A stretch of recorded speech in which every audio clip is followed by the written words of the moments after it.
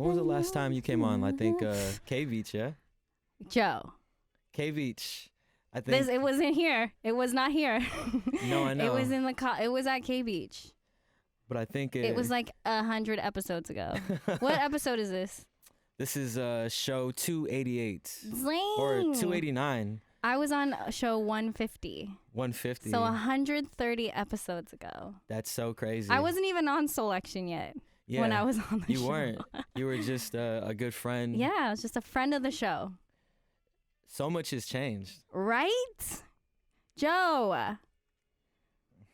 So much. So much has changed since we met. I think, when was that? That was like 3 years ago? Yeah, 2013. Yeah, 2013. Basically, like we were just a fraction of the legends we are today.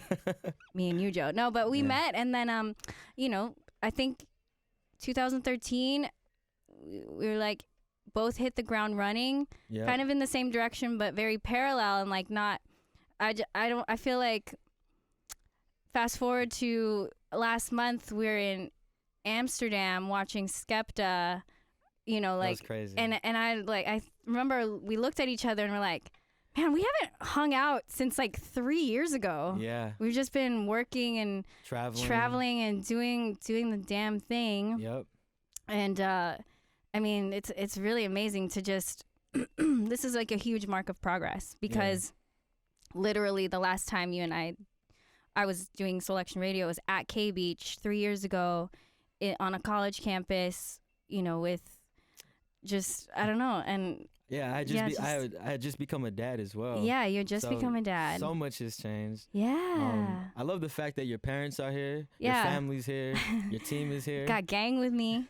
Mommy, daddy, my sister. Yeah.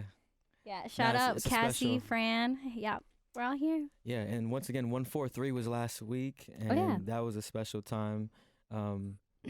Thanksgiving, the Regent. Yeah. And it's been cool to watch you take your own party, your own curation of people that you love, and to watch it grow from Footsies and then go to Los Globos and then go to Echoplex. And it's tight, because while we've been doing our thing, you've been killing it, and then we came back together on that tour you were talking about.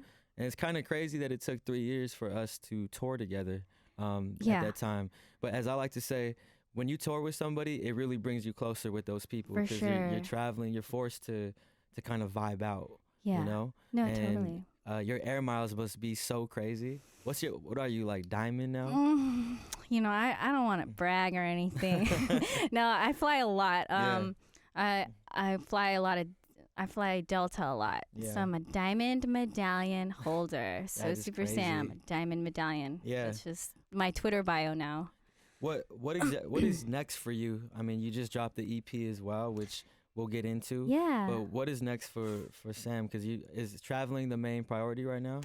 I think it's always a personal priority for me. And then definitely having a music career and like being able to travel for work sort of supplements that a lot, and it allows me to do what I like to do, which is travel. So I don't foresee that slowing down at all. Like there's so many places I really want to go. This year was a big year for me in Europe. It was a goal for me to play in Europe this year, and my first show was in London, and that was incredible in April. And since then, I've been able to go back on 2 different tours with Soulection and just really explore that entire continent and get to know a lot of people. And we played Barcelona. Like I thought that was like the most significant show for me. Really? I don't know why. I think because, London is sort of the mecca for music in my eyes. And, you've got Berlin is such a hub for music. And for me, Barcelona is just, it's a little more adjacent than like a music hub.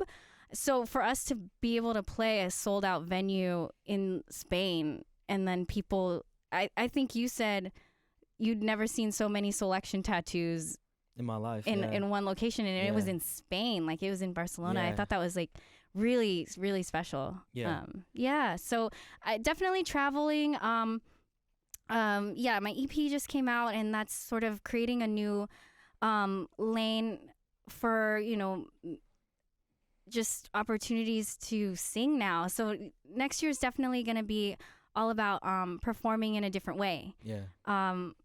Which I'm really, really excited about. So definitely that, and continuing to explore like my artistry as a singer, and continue writing. It's just been such a crazy journey. Before we're gonna take a quick music break soon, but we're gonna get into your EP, and I'm really curious. Going from a DJ into an artist, it's a big step, and today's world, it takes a lot of confidence to do that. So we're gonna talk about that. And do you have any from traveling so much? Do you have any travel tips for anybody? Travel tips? What's the biggest thing you've picked up from being on the road? Because I'm curious. I would say the biggest travel tip is definitely fly one airline. Pick an airline that you really like, and then stay dedicated, stay loyal. When I first started traveling as a DJ and touring, like I just picked any cheap flight that I could get. And of course, like, you know, you got to look out for that, the bargains and stuff like that. But I racked up so many miles on different airlines, and it doesn't amount to anything. But just from choosing an airline, like they take really good care of you. And you could bring your family or friends on eventually. So there's all those perks. And like we travel so much, and I travel a lot by myself. So like just access to lounges and things like that at the airport, and feeling really comfortable is so important. Especially for those 13 to 20 plus hour flights. And when you're on your own too, like, it's all about comfort. Yeah, it's all about comfort. So I'd say that's probably my biggest tip. And also invest in really good luggage. I can't that's so real. Tell you, and like I tried to buy the budget luggage and it just doesn't last. And I mean, what do you have, a Rimowa, right? Rimowa? Yeah. I have Toomey, and I've had my Toomey suitcases. They're pretty expensive, but I've had them for like 5 years. So and they've always served me well. So it sort of pays off in the long run. Just like that's the worst, like being uncomfortable at the airport and then having broken luggage at the airport. Holes. Ooh. I gotta not cute. So those are my two main tips. Shout out to Esta if he's listening. This beat behind us. Speaking of Esta, he was on your EP. Had one of the most important songs on there. So let's talk about Garden EP and your development as an artist, because you started off as a dancer in the game. And to see that progress, DJ, and then somewhat of you're an influencer as well, and then go into just being an artist. I see that as it's a big step. How's that been? How's that process and adjustment been for you? You know, I didn't even see it as a step until it came out. So, you know, when you're working on a project, and you're so focused on the minutia of it, you don't even realize the magnitude of what you're doing. Because you just have this, all you see is this like laundry list of to-do items, right? And it was just like, my head was down, just like, hey, I want to write. And then, we wrote 6 or 7 or 8 or 9 songs. Like, what if we just turn that into a project? Okay, how do you do a project? Well, let me just try to figure it out. And I didn't really think about what I was doing in the big picture. I was just like, oh yeah, I might as well put it together to the best of my ability. You called on some friends who are really good at what they do, and sort of put a team together. And like, it didn't really hit me until the day that the EP came out, and I could search myself on Spotify, and I was like, wait, what did I just do? Apple Music. Yeah, and Apple Music. Oh yeah. Cut. No, till I could search myself on iTunes. It was really insane. And I think that's when it started to really hit me, that I was like, I think I did something different. This is weird and new and exciting, and all the feels that come along with it. So to answer your question, I'm still processing it. It's always like those little aha moments where, you know, I was sitting a few weeks after my EP came out, I was sitting at a friend's dinner party, just sitting around the dining table, and they were playing a dinner playlist. and it was on Spotify. It was on iTunes. My playlist, the dinner party playlist, was on Apple Music, and my song came up in rotation, and I was just like, they're like, you can be dinner party music, Sam, and I was just like, that's crazy. Yeah. I didn't ever, I think in my wildest dreams, I wanted to be a backup dancer for Janet Jackson, and I wanted to be a pop star, and and then you're making R&B music, and now. Then you don't, and then all of a sudden, I describe the process as gradual overnight. Yeah. So it's not like it happened overnight, but it feels like it happened overnight, just because it's been a lot of tiny steps along over a long period of time to get to this. That transition and coming out like, yo, I'm gonna not only am I gonna sing, I'm gonna write my own music, I'm gonna dance. Is there somewhat of is there a fear behind that, like going into it, like going from where you came from? Absolutely. I think that it was really tough for me, just because there wasn't really a precedent that I could kind of refer back to, or like a guideline. You can't really Google search like, hey, how do I go from being a DJ to a singer and then put out my own like project? I didn't really know what to do. So, and you work with writers as well? Yeah. So I forgot what your question was. Oh, I was just pretty much talking about the fear, the natural fear. Oh, so scary.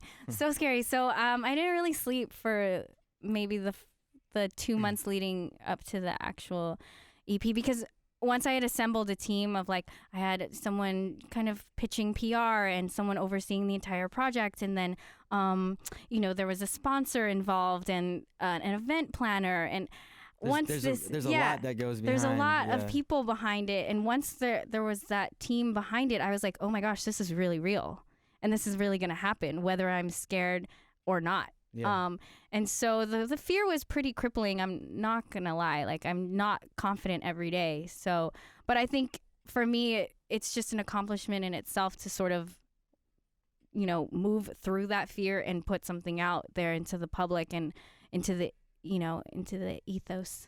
And so, I'm just proud of that. Yeah. Yeah. Yeah. I think that's the most inspiring thing that everyone from the crew took, and people who've watched your growth, is just being able to see you make that step and just transition to that. I think it's a big thing, because a lot of people, wouldn't be able to do that. So, super scary. Yeah, guys. And you're still progressing, and I can't wait to see you on the road and coming out not just as a DJ, but actually as a performer.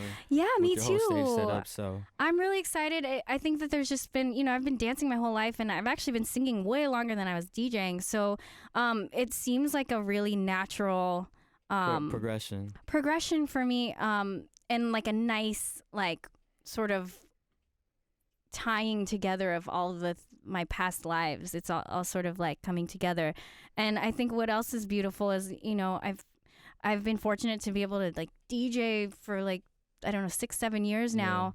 And adding this into sort of my flow, my life flow, I feel like a newborn baby. I just feel like every day something else unfolds, and there's a new way to share music, and I can write something, and I can put something together, and I can perform in a different way. So I feel like it's a rebirth in a way. I could sense like a bloom or a new confidence from you. Let's actually, you want to choose a song to play for the people from the project? Which song do you want to get into? Well, we mentioned the one that Esta produced. So let's play that one. It's called So, produced by the boy Esta, and features Pilo from HBK from the Bay. So this, really quickly, this song came together pretty organically, but it ended up being like this sort of very Cali oriented, like super West Coast, like R&B and feature it. We're all Filipino on this track, which I think is also pretty special and unique. And we all represent different parts of Cali. So Pilo's from the Bay, I'm from LA, Esta's from like Temecula. So it's called So. All right, we'll get into it right here on Soulection Radio with SoSuperSam. Keep it locked. keeping the classics going. Once again, you just heard featuring Pilo, produced by Esta and SoSuperSam on the vocals. That's their project Garden. You can find that out right now. So what was the inspiration behind this, and or should I say who? You know, because there's a lot of emotion to it, and it's actually kind of rare that you hear R&B music in that style. You know, I think it actually correlates to your party 143 a lot. So it's very parallel with it. But what inspired this? Well, I mean, so the song, we'll talk about that first specifically, was actually inspired by going to like early like Soulection shows and like going to 143. So like that song is about like sometimes I would go to Soulection shows by myself, but it was that communal and that like warm. That's crazy. Yeah, and so it's kind of about being taken over by like how fun being at a show was. Wow. That's what so is about. I think that's one of the first songs that's been actually created around like the Soulection vibe. That's crazy. I didn't know that. Yeah. Wow. There you go. Well, thanks for sharing that. Oh yeah. And then Garden as a project, I mean, there's layers to it. Basically, one of my writing partners who I've known and been friends with and sang with since we were in high school, we've just kept in touch for so many years, and when we check in with each other, I think I'm always up to something, whether it be a change in career or a hobby or a passion, etc. And so when she would ask me about singing, she'd just be like, "How's your singing garden? How's your dancing garden? Like, what are you doing now? Like, what are you focused on right now?" Yeah. And the singing garden would always be kind of like, like I'm kind of writing, but I don't know. And so, I think we had this conversation a couple years ago, and she's like, "You gotta just do it. Like, you gotta meet my friend Rose," which is the name of a flower. And Rose was really instrumental in this entire EP. So we met for the first time just casually over pizza with Dana, and immediately I think we wrote a song in 3 hours. And that one was called Like. So that's also on the EP. Yeah. So we kept writing and writing and writing, and where we would meet was at Rose's house, and we nicknamed it the Garden. And then it was one day I was driving home from the Garden to where I lived, which was on Garden Avenue, and I was stuck in traffic, and I was like, damn, I'm just driving from garden to garden to garden to garden, working on my singing garden. And then it like all sort of made sense. Clicked in my head on Los Feliz Boulevard at rush hour that I was like, if I ever make a project, I want it to be called Garden, and then that's it. And that was it. That's how it came about. That's how it came about. And 143 is at its prime right now. I mean, you show up at 7 or 8 p.m. and there's a line 3-4 blocks down. How does that feel? And at a certain point, do you feel maxed out, or do you feel like what's next? How do you keep it exciting? Curating a monthly show at that kind of capacity. Great question. I think that 143 definitely blows my mind every month. I don't think it ever gets tiring for me, just because it's not something that I've ever made a form of like income. Like I never treat it as a job, so it's always like a fun like monthly. Oh yeah, we get to do this fun party again.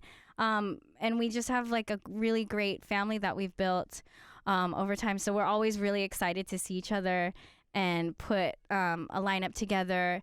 And because it's not really the end game for anything you love doing shouldn't be money. So when you like remove that out of your mind, sky's the limit, and then you can actually put limits too. So we actually don't even really want it to be any bigger than it is, because like it would take away from the core. It's intimate still, and has that party. It's not, because once it gets too big, right, it loses that. It loses that the energy, the feeling of it. Yeah, sort of like the original vibe. So I there's think a bit of pressure you feel you have to play certain music to totally. get. I totally feel you on that. But I mean, when we started this party, 143 stands for I Love You. It's a call back to pager code back in the 90s. And that's like sort of like the era that I grew up in, and it was all R&B and really like warm, fuzzy, slow jams. And I just wanted to kind of keep that sentiment. But that sentiment is very timeless.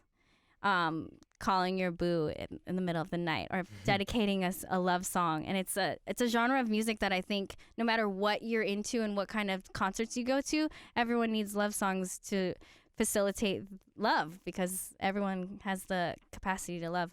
So in that sense, when we kind of defined what our party was, we had a choice to make it a genre party or decade focused, and what we decided to do was just make it R&B focused. And I think that's given it longevity to keep evolving and still stay true to what our original message is, and that is R&B. So it can be anything from, you know, the latest up and comer, like we could have Joyce Rice perform, but we could also have Guapole perform. You've had Genuine. Yeah, we've had John B. Yeah. Who else? We had Cisco. We did. Crazy. I know, that's so crazy. I mean, we started the performances because we were just like, I think all drinking one night, and we're like, you know, wouldn't that be just so crazy if we had Cisco do backflips into the middle of the stage and perform a thong song? Did and he then do a backflip? I think he did. Yeah, and then we all kind of looked at each other and we're like, we could actually make that happen. We're all adults and we can like make the phone call. And I think at this point we can just, whatever our wildest ideas are, let's just do it. It'd be tight to see like Nelly there. Man. That'd be crazy. I mean, 2017 is gonna be a cool one. Yeah. Nelly's definitely someone we want to have there. But yeah. So from Cisco, we did John B. We had Ashanti and Ja Rule in the Bay for Valentine's Day. That's so fitting. Which was epic. And then we had Maya perform at our 3-year anniversary, and she slaughtered it. It's already been 3 years. That's crazy. It's gonna be 4 in April. That's crazy. Yeah, I can't believe it. Yeah, I gotta say it's one of the very rare, you know, parties in Los Angeles. There's not that many. There's Low End Theory. There's Do Over. We've regressed. We fell back on doing a monthly to focus on other things. But sure. There's Brownies and Lemonade. There's a few like core parties going on that are consistent. But I have to say 143 is like the most consistent right now. That makes me really happy to hear. Yeah, I was inviting someone to play from out of the country actually, and that person was like, I don't know, that's like a Grail party. And I was like, what? No, like Do-Over is a Grail party, Low End's a Grail party. Yeah, like, but you're already in that conversation. And I'm like, wow, I can't even. No, man, I don't know, maybe, but if it is like to that point, that's you know what LA needs though right now? I feel like we need a true like jazz party, like something where they play like official jazz. They have like legit bands and like trios and quintets, and I think that's what we need. And we need like a proper like real like house party. Oh yeah, I think that's what like deep house. There aren't a lot of dance parties we need here. That. But I think what LA makes up for the lack of maybe dance music. Well, Rhonda's so amazing. Yeah. We make up for it in like we just have like a bubbling beat scene, which is, you know, unmatched. I mean, when we were abroad in Europe, people couldn't stop talking about what's it like to live in LA with like all the, you know, the biggest like up and coming producers, all the collectives, like we're all there. But what's funny is that we look to Europe or across the world as inspiration. So yeah, it's all perspective, isn't it? You're about to throw a set down right now. We've been chopping it up for a minute. What can we expect? Okay, well, I have still been writing since Garden came out, so I think I'm gonna, you know, share something new, like a new song, and then there's gonna be some Carmack's new album that he did with Jemba, with Jemba, right? Yeah. That's really good. Yeah. And the movement behind it. Behind it. So a lot of the songs that I'm gonna play are sort of have a conscience. And what else? The Tribe album's so good. Yes. Well, let's get into that right now. Cool. I want to thank you for coming. It's been long overdue. Yeah. I was telling your family and friends around us right now that I'm lucky that I was able to catch you. You know, I think you fly out soon, so in a few hours. Yeah, thank you for coming by. Yeah, Special. thank you so much. This has been incredible. Yes. Yeah. And many more to come. And I'll see you soon. But like, let's get you on these CDJs. Okay. All right. SoSuperSam, Soulection. Keep it locked. Keep it locked.